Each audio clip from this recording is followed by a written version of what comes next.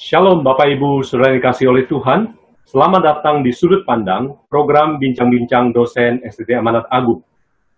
Pada kesempatan ini, Sudut Pandang akan membahas tema penderitaan dan providensia Allah. Masa pandemi COVID-19 yang melanda Indonesia dan seluruh dunia beberapa bulan terakhir membawa penderitaan yang mendalam. Dalamnya penderitaan bukan hanya karena luasnya aspek yang terdampak, aspek kesehatan fisik, kesehatan mental, pendidikan, ekonomi, bahkan keamanan bangsa dan negara, tapi juga karena penderitaan ini melanda semua lapisan masyarakat, lapisan terbawah, menengah, bahkan yang paling atas.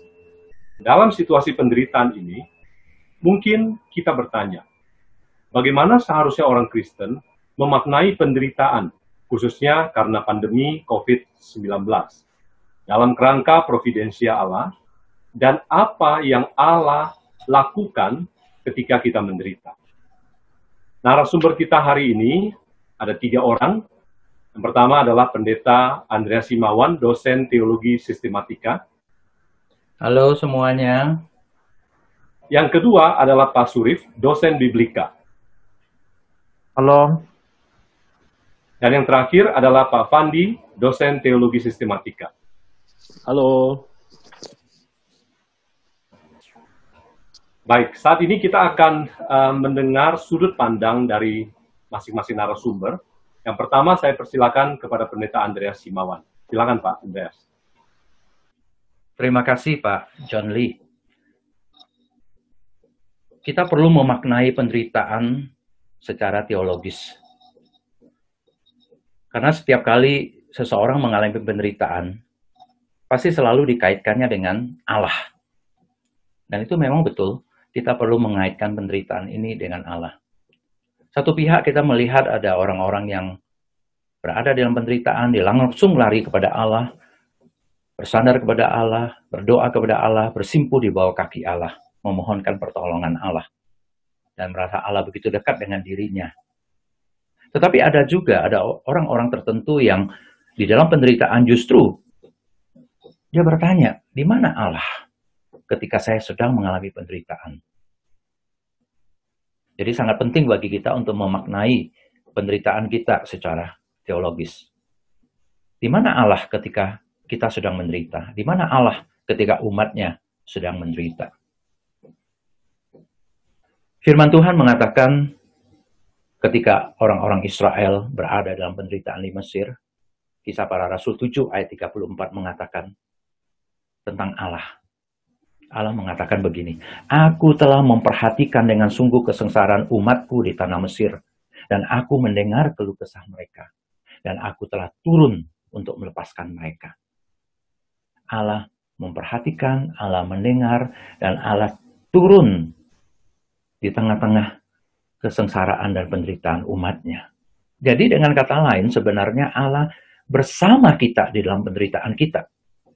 Ini yang perlu kita pegang. Allah bersama dengan kita dalam penderitaan kita. Namun bukan hanya itu saja. Allah turun. Seturun-turunnya sampai dia rela mengalami penderitaan, mengalami kesengsaraan, bahkan mati di atas kayu salib. Allah bukan hanya bersama dengan kita dalam penderitaan kita. Dia menderita bersama dengan kita. Dan dia menderita untuk kita. Karena ketika dia menderita, dia menanggung hukuman kita. Dia menanggung kutukan kita. Penyakit kitalah yang ditanggungnya. Kata Yesaya 53 ayat 4. Kesengsaraan kitalah yang ditanggungnya. Maka Alkitab mengatakan juga dia menjadi kutuk. Karena kita. Galatia 3:13. Karena dia menanggung hukuman yang seharusnya kita tanggung. Allah kita adalah Allah yang turun menderita bersama kita. Menderita untuk kita. Ibrani 2:18 mengatakan, karena dia sendiri mengalami penderitaan, maka dia dapat menolong orang, yaitu umat Allah, yaitu kita, yang mengalami penderitaan dan pencobaan. Jadi, Allah itu tidak cuek. Allah bersama dengan kita, bahkan menderita untuk kita, dan menderita bersama-sama dengan kita. Barangkali ada juga yang bertanya, mengapa kita masih perlu mengalami penderitaan, padahal Kristus sudah menderita untuk kita. Kita masih berada di dunia yang rusak oleh dosa. Ini yang disebut dengan historical necessity. Suatu keharusan historis karena kita masih di dunia yang buruk, di dunia yang rusak oleh dosa. Pastilah kita akan mengalami berbagai kesulitan dan penderitaan, kesakitan, sakit penyakit dan wabah seperti pada saat ini, krisis ekonomi, berbagai kesulitan-kesulitan lain. Karena kita masih berada di dunia yang belum sempurna. Ini satu historical necessity, bukan eternal necessity. Bukan satu keharusan yang bersifat selama-lamanya, yang permanen. Ini karena kita berada di tengah-tengah dunia yang rusak. Seperti yang dikatakan Roma pasal 8 ayat 22 dan 3. Seluruh ciptaan termasuk kita yang sudah ditebus dan sudah menjadi anak-anak Allah. Kita masih mengalami berbagai penderitaan, keluh kesah. Dan kita harus dengan setia menanggung dan melewatinya itu. Mengapa Allah tidak saat ini melenyapkan segala sakit penyakit, kemiskinan, dan penderitaan kita? Mengapa Allah tidak melenyapkan? Mengapa Allah tidak menghilangkan? Sesungguhnya Allah pada saat ini sedang menghilangkan, sedang menyelesaikan masalah penderitaan kita, sakit penyakit kita, kesengsaraan kita, dosa-dosa kita. Allah sedang menyelesaikannya. Misalnya dalam hal sakit penyakit, penderitaan, kemiskinan. Allah sedang bekerja. Pada level yang natural, dan ini adalah level yang sekunder, kita melihat bagaimana Allah membangkitkan orang-orang, ahli-ahli, menemukan obat, dokter-dokter, perawat-perawat, seperti yang kita bisa saksikan pada saat ini. Mereka bekerja mati-matian, habis-habisan untuk menolong orang, menyembuhkan. Kita melihat Allah sedang bekerja. Di mana ada kedukaan, Allah membangunkan orang-orang untuk menjadi penghibur. Di mana ada kemiskinan, Allah membangunkan orang-orang untuk membantu supaya orang bisa makan dan minum. Di mana ada berbagai kekecauan sosial terjadi dalam masyarakat, Allah membangunkan ahli-ahli menegakkan keadilan, hukum, pejabat-pejabat pemerintah, Allah bangunkan. Memang belum sempurna, tapi kita melihat pekerjaan Allah melalui hal-hal yang natural ini. Tetapi yang lebih penting adalah yang aspek spiritualnya. Ini yang paling substansial. Ini yang primer. Yaitu bahwa Allah sedang menyelesaikannya pada akar masalah manusia. Pada akar masalah penderitaan dan keburukan. Yaitu apa? Dosa. Itu yang sedang Allah selesaikan. Melalui karya salib Yesus Kristus. Allah sudah memulai pekerjaan penyelamatan. Dan Allah saat ini sedang berproses menyembuhkan manusia, menyembuhkan alam semesta ini melalui karya salib Yesus Kristus yang akan dibawa sampai kepada kesudahannya, yaitu kesempurnaannya pada kedatangan Kristus yang kedua kali. Disitulah akan terjadi penyempurnaan langit dan bumi yang baru. Pekerjaan Allah bukan hanya mengurusi manusia selama 60 tahun, 70 tahun, 80 tahun kehidupannya di dunia. Pekerjaan Allah adalah untuk membawa kesempurnaan yang bersifat kekal. Bukan hanya ribuan tahun, tapi kekal selama-lamanya. Dan hidup kita memang seperti itu. Hidup kita bukan hanya 60 tahun, 70 tahun, 80 tahun, 90 tahun di dunia ini. Hidup kita adalah untuk kekekalan. Dan Allah mengurusi kita. Bukan hanya saat ini, tapi sampai selama-lamanya. Sampai pada kekekalan. Ketika Yesus Kristus datang kedua kali, disitulah langit dan bumi baru. Disitulah kita menikmati kebahagiaan, ultimate enjoyment dengan Allah Tritunggal. Langit dan bumi baru, dan tidak akan ada lagi penderitaan, air mata, kesengsaraan, kedukaan, sakit penyakit. Semua itu ditiadakan. Itulah pengharapan eskatologis kita. Itulah sebenarnya kepadanya mata kita tertuju. Terima kasih Pak John Lee, inilah yang dapat saya sampaikan. Sekarang kita undang untuk Pak Surif, Pak, untuk menyampaikan sudut pandang dari sebagai dosen Biblika.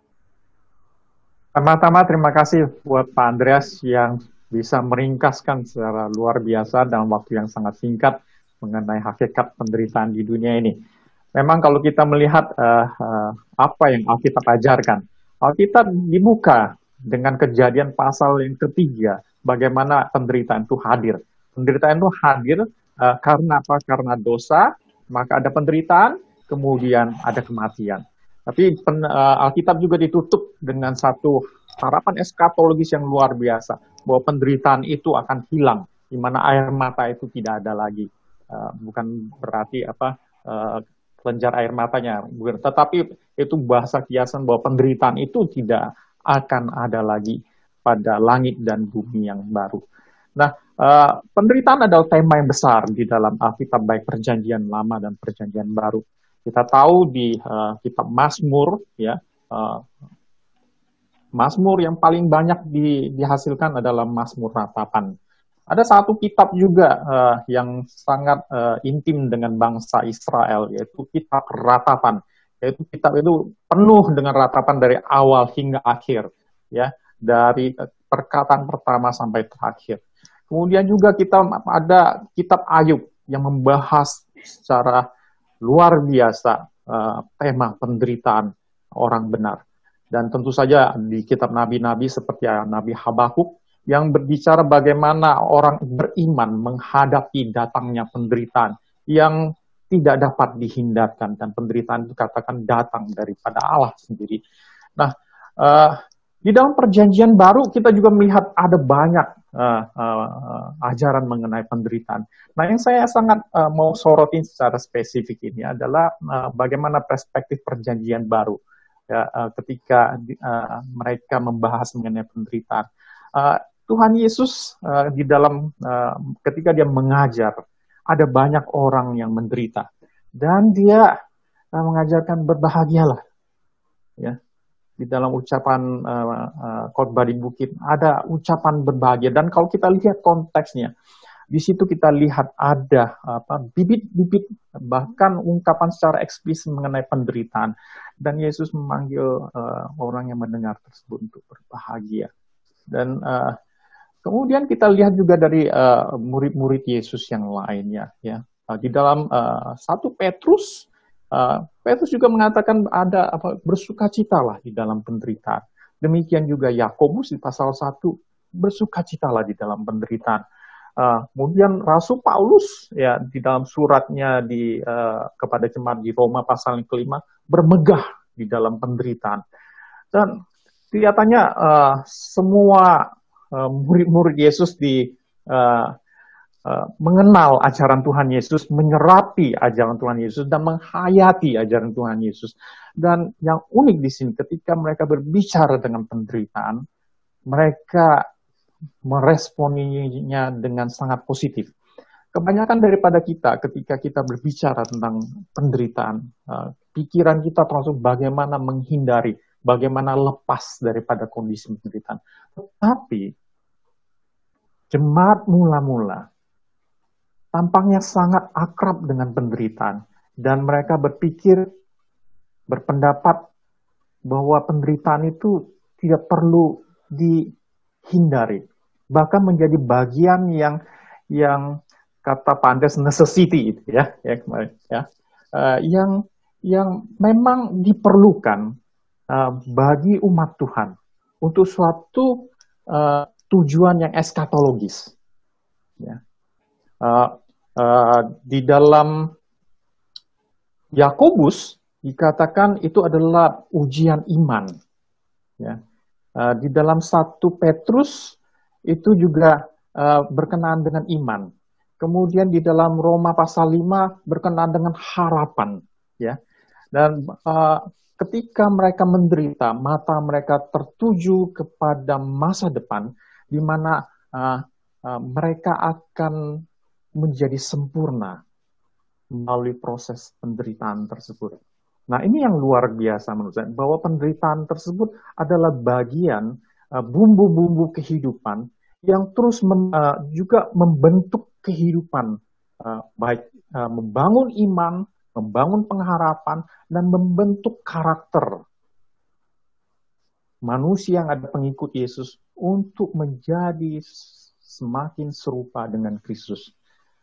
Nah, kalau Pak Andreas menekankan bagaimana Tuhan bersimpati dengan manusia, dengan Yesus yang mati di atas kayu salib, kita lihat teladan daripada Rasul Paulus. Rasul mau melihat bahwa Yesus itu sebagai sesuatu pattern, suatu teladan yang perlu dihayati di dalam kehidupannya. Dia sangat dikenal dengan apa? Menderita bersama Kristus, mati bersama dengan Kristus, dan bangkit bersama dengan Kristus. Di dalam proses inilah penderitaan apapun rasionalnya, ya, apapun penyebabnya, penderitaan itu membawa kita semakin dekat kepada Tuhan, membangun harapan kita semakin tertuju dengan apa yang Tuhan ingin terjadi dalam kehidupan kita. Dan tentu saja semakin membangun iman kita kepada Tuhan. Dan tentu saja dengan harapan eskatologis ini, Allah tidak tinggal diam. Ya, Roma pasal 8 ayat 28, dalam bahasa Indonesia dikatakan kepada kita tahu sekarang bahwa Allah turut bekerja dalam segala sesuatu untuk mendatangkan kebaikan bagi mereka yang mengasihi Dia, yaitu bagi mereka yang terpanggil sesuai dengan rencana Allah. Tapi bagi kita yang tahu bahasa asli, bahasa Yunani, ada sedikit perbedaan terjemahannya yang menurut saya lebih kuat lagi. Dikatakan seperti ini, kita tahu sekarang, ya, bagi mereka yang mengasihi Allah, yaitu mereka yang terpanggil sesuai dengan rencana Allah, segala sesuatu bekerja sama untuk mendatangkan kebaikan bagi kita. Luar biasa ini. Bahwa ini adalah providensia Allah yang luar biasa. Segala sesuatu bekerja sama. Ya. Termasuk penderitaan-penderitaan kita. Dan dengan perspektif yang demikianlah, saya rasa dan saya sangat percaya bahwa para murid-murid Yesus ketika mengalami penderitaan tersebut, mereka melihat dari kacamata iman yang luar biasa ini. Yang mereka menghadapi dengan penuh kedamaian bahwa Allah tidak pernah lepas, tapi Allah justru di dalam penderitaan tersebut bekerja untuk mendatangkan kebaikan bagi umatnya. Bahkan untuk menyempurnakan. Kalau di dalam Filipi pasal yang pertama ayat yang ke-6, 5-6 itu, bahwa Allah yang memulai pekerjaan baik, yaitu pekerjaan keselamatan, Dia yang akan menyelesaikannya.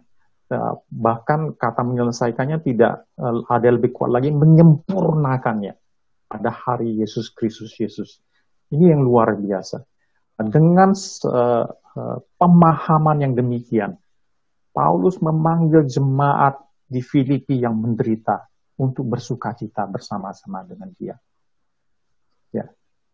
Ini yang dapat saya berikan mengenai penderitaan dan providensia Allah. Baik, menarik sekali ya. Ada kaitan dengan necessity tadi, jadi kita bisa melihat mulai ada kaitan. Sekarang saya persilakan Pak Pandi untuk menyampaikan sudut pandangnya. Ya, terima kasih Pak John Lee, Pak Andreas, dan Pak Surif untuk pemaparannya. Saya rasa ketika kita bicara tentang tema kita hari ini, tentang penderitaan dan providensia Allah, ini adalah topik yang menarik, karena bicara soal masalah penderitaan, masalah biasanya dikaitkan juga dengan masalah kejahatan, problem of evil, suffering, dan providensia Allah.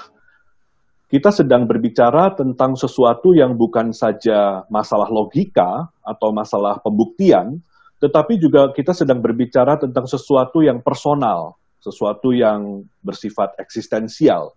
Dan disinilah justru uniknya bagaimana kita memelihara tension atau mungkin memelihara dialektika antara aspek yang teoritis, aspek logis, aspek pembuktian, atau aspek dari kita berpikir tentang topik ini, berpikir tentang kejahatan, berpikir tentang penderitaan, sekaligus di sisi yang lain kita sedang berbicara tentang diri kita, berbicara tentang person, berbicara tentang diri yang sedang menghadapi penderitaan. Dan penderitaan ini menurut saya adalah salah satu contoh dari krisis yang dialami oleh semua orang. Secara khusus kita bicara tentang orang Kristen. Dan menurut saya krisis itu terjadi ketika ada gap. Krisis itu terjadi ketika ada gap antara apa yang kita percayai dengan apa realita yang kita lihat. Gap antara ekspektasi kita dan realita yang kita hadapi. Dan di dalam krisis ini kemudian ada gap, dan disitulah orang Kristen berusaha untuk bagaimana menyelesaikan gap itu. Menyelesaikan gap antara expectation dan realita, gap antara apa yang kita harapkan dan apa kenyataan yang kita alami di dalam penderitaan kita. Nah, sebagian orang Kristen ketika menghadapi gap itu berusaha untuk menemukan jawaban yang mudah dalam tanda kutip dengan cara misalnya memiliki pengharapan palsu, pengharapan yang utopis, pengharapan yang tidak realistis, pengharapan yang sebetulnya tidak sesuai dengan realita dan tidak sesuai dengan firman Tuhan. Jadi mungkin ada unsur bisa mendinai, menyangkali penderitaan dan tidak berani menghadapinya. Di sisi lain, orang Kristen juga bisa menghadapi dengan sikap menyelesaikan gap itu dengan cara akhirnya menjadi pesimis. Akhirnya menjadi seakan-akan tidak ada jalan keluar, bahwa penderitaan ini sangat besar dan bahkan sudah menelan hidupnya dan menelan masa depannya. Tetapi kalau kita mau kembali kepada firman Tuhan, ketika kita menghadapi krisis ini, ketika kita menghadapi gap ini, seharusnya kita sebagai orang Kristen menghadapi krisis ini di dalam iman. Nah, ini mungkin poin yang saya mau tekankan. Menghadapinya di dalam iman. Kita bukan menghadapinya secara natural, secara alamiah, secara insting kita sebagai manusia. Tetapi kalau kita percaya, seperti tadi Pak Surif sebutkan juga dari kitab Habakuk, di Habakuk itu ada perkataan yang kemudian dikutip di dalam Perjanjian Baru, orang benar akan hidup oleh percayanya. The righteous will live by faith.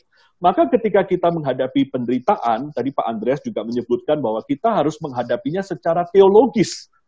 Maka inilah saatnya teologi kita berbicara. Kadang-kadang ketika kita menghadapi krisis, menghadapi penderitaan, lalu kita mengatakan, tidak perlulah teologi. Gitu kan, kita sering dengar, sekarang yang perlu ini adalah solusi.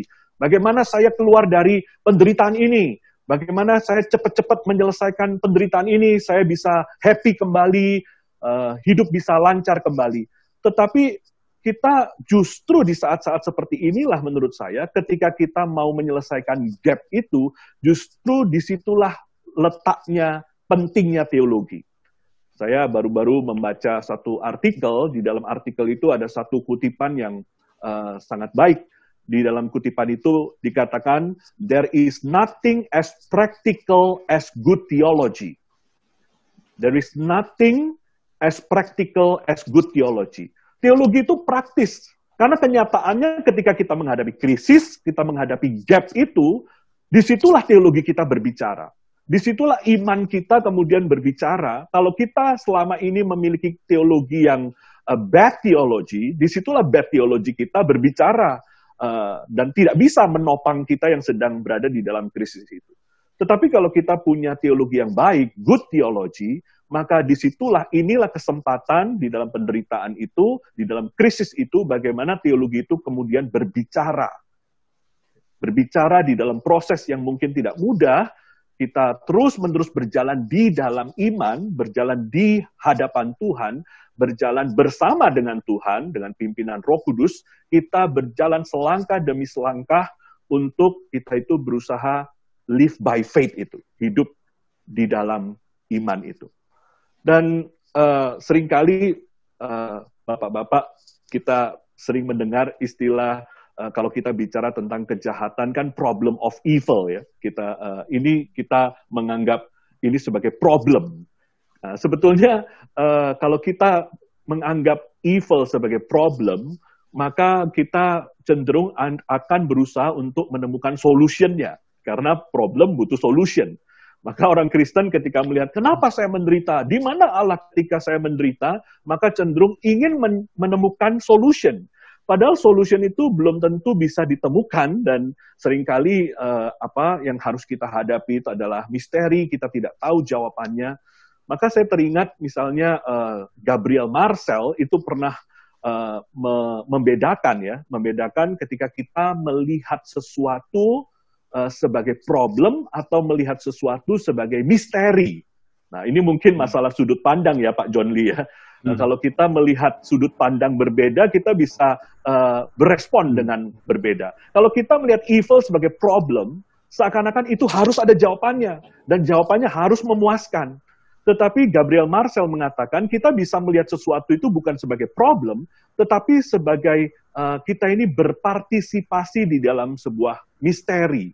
Nah, kalau misteri artinya problem itu bukan sekedar sesuatu yang dengan cheap answer, dengan jawaban mudah bisa diselesaikan, tetapi di dalam misteri iman kita itu kita berjalan selangkah demi selangkah bersama dengan Tuhan, dan di dalamnya kita diproses, di dalamnya seperti tadi Pak Surif katakan, kita mengalami Tuhan, kita makin mengenal Tuhan, dibentuk semakin serupa dengan Kristus, dan itu akan menjadi satu encounter demi encounter yang sungguh sangat akan mendewasakan iman kita.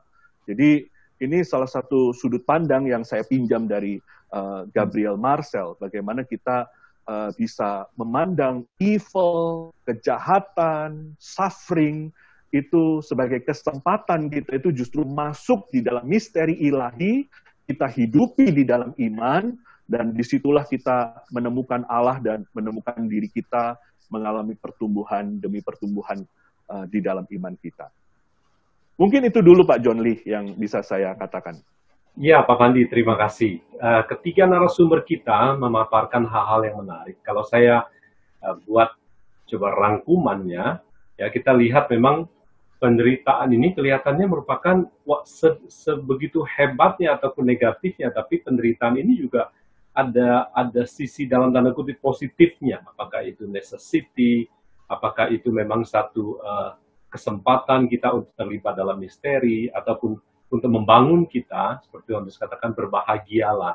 Ya. Kemudian juga mau menggambarkan, menggarisbawahi yang kedua adalah bahwa kita harus meresponi dengan sudut pandang yang benar sebagai orang Kristen terhadap penderitaan.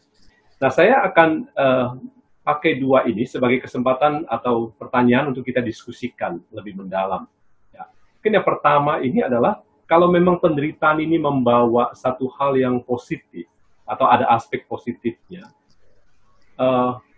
apakah dalam keadaan penderitaan sekarang ini, ya COVID ataupun penderitaan yang lebih luas, keluarga, penderitaan sakit penyakit, bahkan kematian, bagaimana kita meresponinya mungkin lebih spesifik ya dengan terhadap penderitaan ini dengan satu konsep bahwa ini ada historical necessity, ada satu kebahagiaan, ada misteri, ada partisipasi kita dalam misteri penderitaan ini. Mungkin dari para narasumber ingin memberi tanggapan. Silakan, atau Pak Andreas. Saya mulai dengan Pak Andreas. Ya, terima kasih Pak John Lee. Dan pemaparan Pak Surif, Pak Pandi, terima kasih, luar biasa.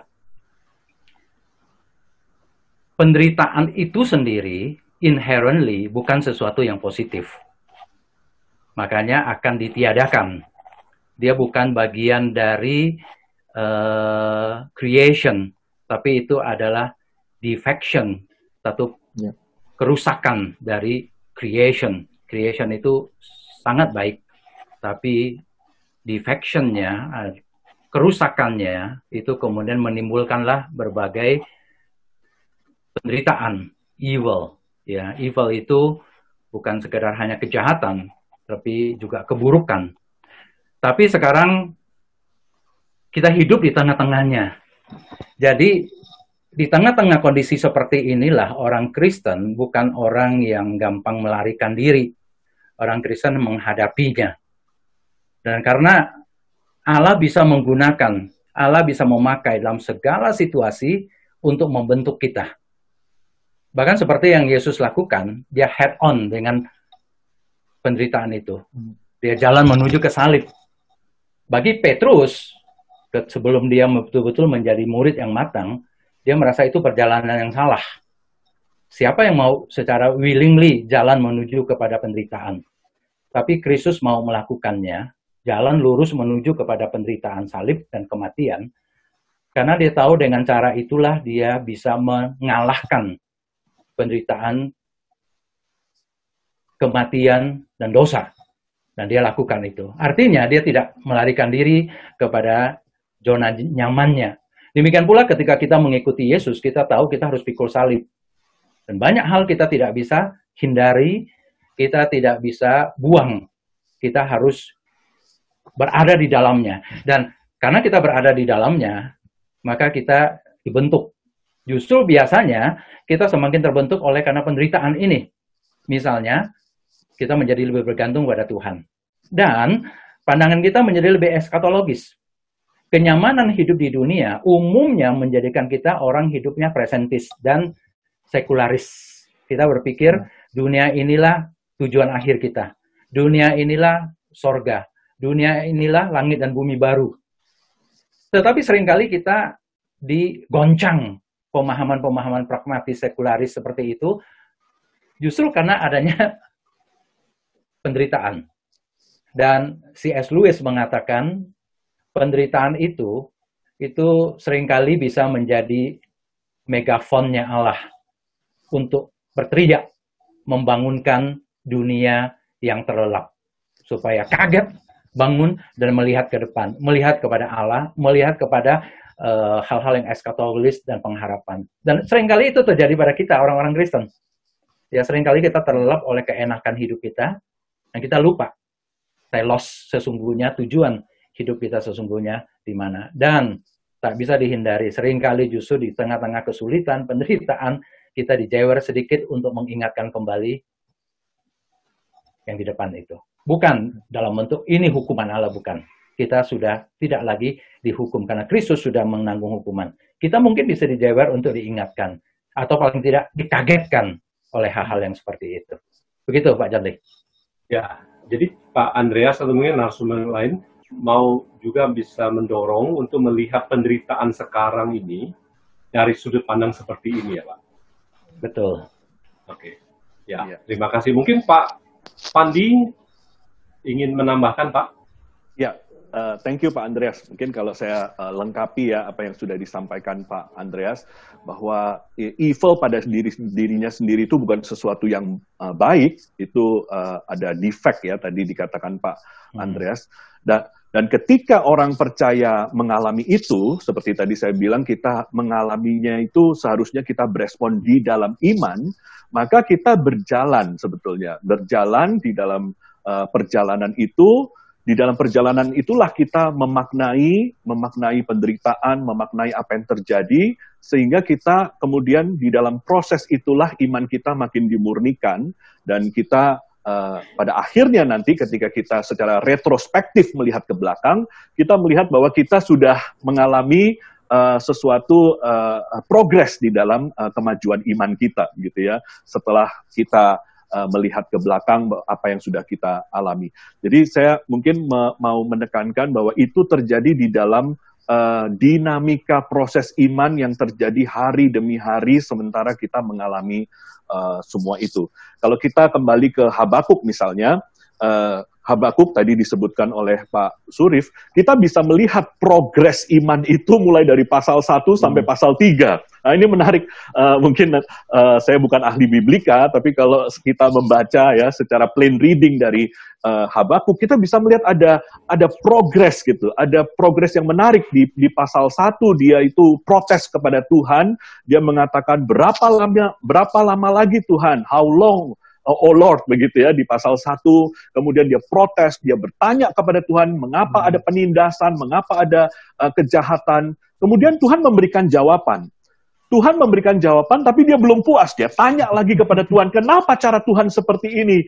Dia masih belum puas. Lalu Tuhan jawab lagi. Tuhan jawab lagi, sampai tadi yang saya kutip dari pasal 2 ayat 4, the righteous will live by faith. Orang benar harus hidup oleh percayanya. Tetapi kemudian dari progres itu sampai kita masuk dari awalnya protes, sampai kita masuk ke pasal 3, kita menemukan satu genre yang berbeda, yaitu genre doa. Berubah menjadi doa. Dia berdoa kepada Tuhan, sampai di ujungnya dia bisa mengatakan, I will wait patiently. Aku akan menanti-nanti dengan sabar, dan kemudian ditutup dengan ayat-ayat yang terkenal ya, yang seringkali kita kutip bahwa meskipun pohon ara tidak berbuah dan seterusnya, aku tetap akan beria-ria di dalam Tuhan, begitu ya. Seperti tadi Pak Surif katakan di Perjanjian Baru ada nada-nada joy, sukacita.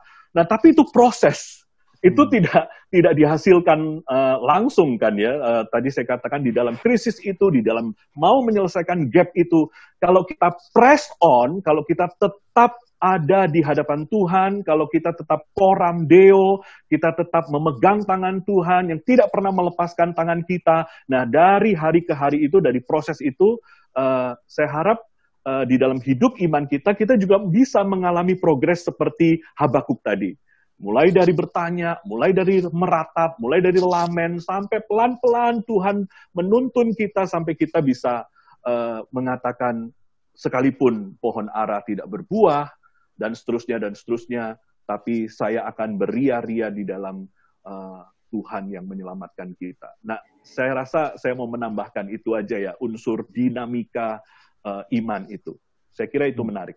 Ya, Pak Surif, ini Pak Fandi udah menyinggung membuka biblikanya nih Pak. Silakan Pak Surif. Ya, karena saya mendalami surat Filipi, saya mau mengutip beberapa ayat yang menurut saya seringkali kurang diperhatikan, ya, konteks penderitaannya, ya. Di dalam Filipi pasal yang keempat, ayat yang keempat dan seterusnya berkata, bersukacitalah senantiasa dalam Tuhan. Sekali lagi kukatakan, bersukacitalah. Hendaklah kebaikanmu diketahui semua orang. Tuhan sudah dekat. Janganlah hendaknya kamu khawatir tentang apapun juga, tetapi nyatakanlah dalam segala keinginanmu kepada Allah dalam doa dan permohonan dengan ucapan syukur. Ini terjemahan LAI-nya. Nah, jemaat di Filipi adalah jemaat yang menderita. Tetapi yang Paulus concern bukan penderitaan yang mereka alami, tetapi ketika hidup menjadi pengikut Kristus itu penuh kehilangan sukacita. Menjalani kehidupan sebagai pengikut Kristus yang kehilangan sukacita. Itu sebabnya surat Filipi penuh dengan ajakan Paulus untuk bersukacita. Ya, Paulus pada saat itu menderita di dalam penjara dan dia minta jemaat di Filipi untuk bersukacita bersama-sama dengan dia. Nah, ini suatu hal yang luar biasa, yang di dalam penjara meminta orang yang di luar penjara untuk bersukacita. Kemudian Paulus di ayat yang kelima berkata, hendaklah kebaikanmu diketahui semua orang. Seringkali di dalam penderitaan tersebut, ya, kita minta orang lain berbaik kepada kita. Tetapi Paulus justru memutar mereka. Hendaklah di dalam penderitaanmu, kebaikanmu diketahui banyak orang. Dan ini menjadi apa? Dari receiving blessing menjadi blessing kepada orang. Nah, ini yang ini. Kemudian di ayat yang ke-6, janganlah khawatir. Orang yang menderita tuh seringkali lebih banyak khawatirnya, ya. Kekhawatiran itu membuat penderitaan itu menjadi semakin berat. Tapi dia mengatakan, nyatakanlah segala keinginanmu kepada Allah dalam doa dan permohonan dengan ucapan syukur. Ini dua balance. Doa adalah untuk masa depan, ya, permintaan supaya Allah hadir, Allah ikut campur, Allah berkarya, tetapi juga dengan ucapan syukur. Apa yang maksud dengan ucapan syukur ini?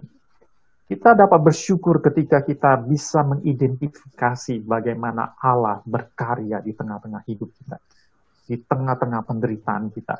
Nah, perspektif ini tidak pernah hilang di dalam diri Paulus. Di dalam surat-suratnya, di dalam surat di Filipi, Paulus memulai suratnya dengan berdoa, dengan ucapan syukur. Ya, walaupun dia ada di penjara, dia bersyukur buat jemaat di Filipi karena dia melihat Tuhan bekerja di tengah-tengah penderitaan mereka. Nah, ini yang menurut saya yang perlu kita hadirkan di tengah-tengah hidup yang katakan penuh penderitaan ini. Ya, seringkali kita terlalu fokus kepada penderitaan dan kehilangan fokus, gitu ya. dari bahwa Allah memiliki rencana yang luar biasa dan Allah sedang bekerja. Oleh karena itu, di dalam penderitaan itu hadirkanlah kebaikan, jadi berkat bagi banyak orang, tidak dilanda kekhawatiran, tetapi nyatakan itu segala itu dalam permohonan dengan ucapan syukur, dan di situ kita disadarkan bahwa Allah tidak pernah meninggalkan kita. Ya, Allah terus bekerja dan berkarya, dan dengan itu kita bersyukur kepada-Nya. Itu yang dapat saya tambahkan. Ya, baik, terima kasih. Saya kira dalam diskusi ini kita makin mempertajam ya sudut pandang kita yang tepat seharusnya terhadap penderitaan yang kita alami sekarang ini. Ya, sebelum menutup sesi pada hari ini, saya memberi kesempatan kepada masing-masing narasumber mungkin ingin menggarisbawahi atau menambahkan sedikit dari apa yang kita diskusikan. Saya mulai dari Pak Andreas Himawan. Ya, Pak John Lee. Di dalam penderitaan kita memang umumnya akan menjadi panik.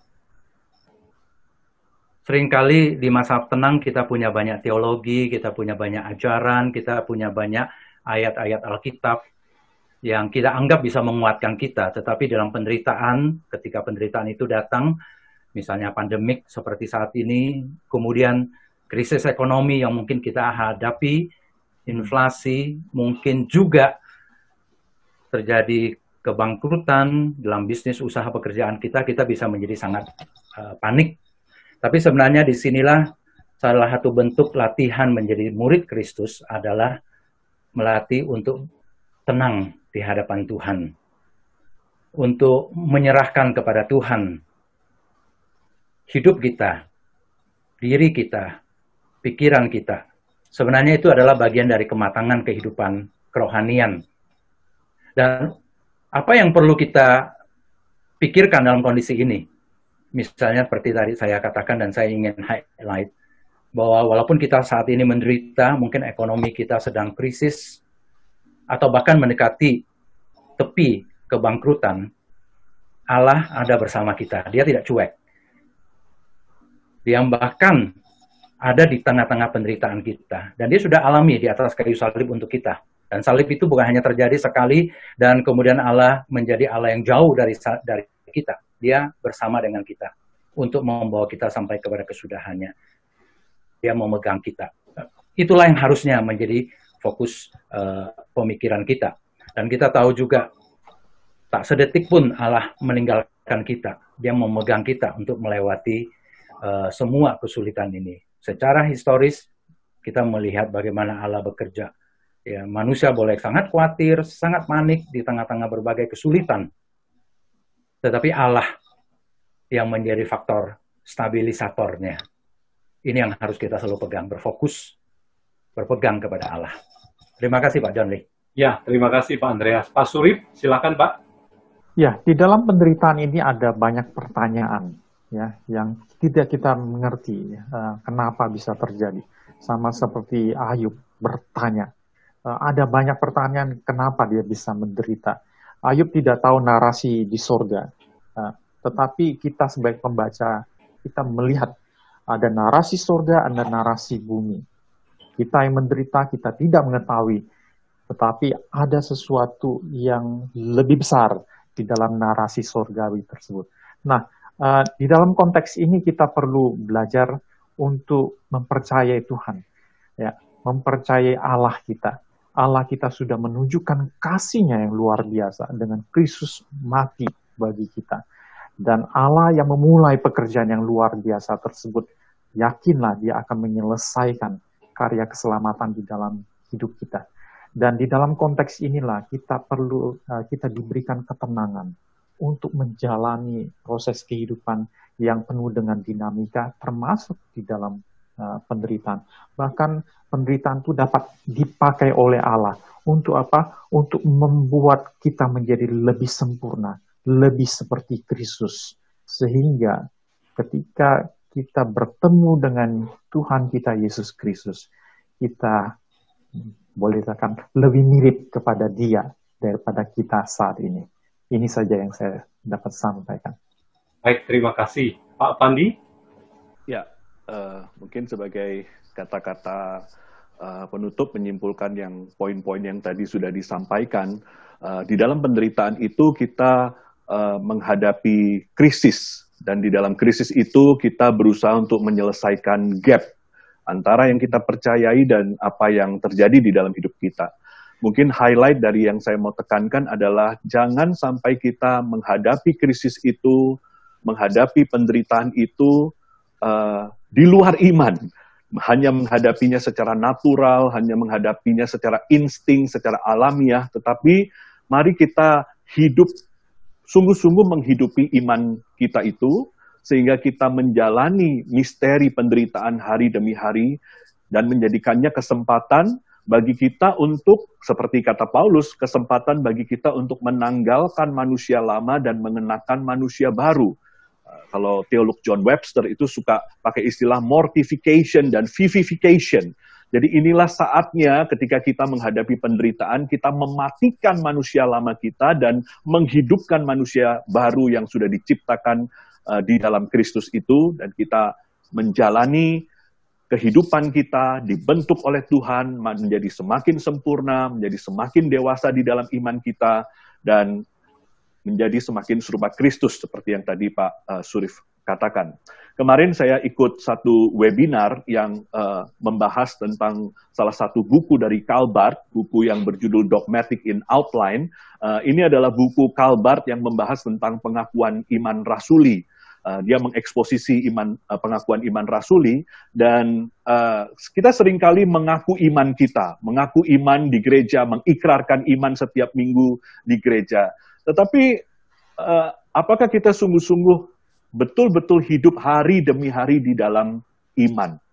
Mungkin itu yang kita perlu ingat di dalam penderitaan maupun di dalam kondisi yang nyaman. Kita sebagai orang-orang yang sudah dibenarkan, the righteous will live by faith. Dan saya mau kutip satu kalimat Karl Barth di sini, di halaman 16, dia mengatakan, kemarin saya baca lagi satu kalimat yang sangat indah. Ketika kita mengatakan, I believe, ketika kita mengaku, mengikrarkan iman kita, I believe, aku percaya. Karl Barth mengatakan, I believe in, credo in, means that I am not alone. I am not alone, but God meets us. God meets me, di sini dia katakan. Di dalam iman kita percaya bahwa kita tidak sendirian. Waktu kita mengikrarkan pengakuan iman kita, aku percaya.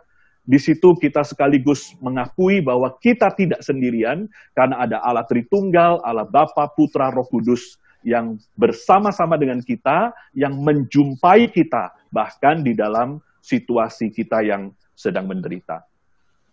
Terima kasih Pak John Lee. Ya, terima kasih Pak Pandi. Bapak Ibu saudara yang kasih oleh Tuhan, demikianlah bincang-bincang kali ini. Sampai jumpa di episode sudut pandang berikutnya. Jangan lupa tinggalkan tanggapan, komentar Anda, pertanyaan di kolom komentar. Kami akan meresponnya. Terima kasih, Tuhan memberkati.